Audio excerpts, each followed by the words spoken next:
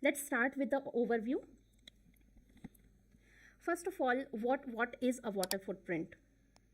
When the water is consumed, the tracing of that, and if we trace how the water is being used, that is called the water footprint.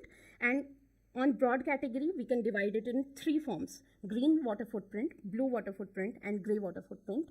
Green water footprint comes from the source, which is precipitation. The water percolates through soil, it evaporates, it transpirates through agriculture and horticulture applications. Blue water is something that comes from the surface water, different water bodies, and groundwater. We take that water, convert it into a product, or use it in domestic purposes or industrial purposes or irrigation purposes in agriculture. So that is blue water footprint. Gray water footprint is something that is the polluted water, which comes from the industrial waste. That kind of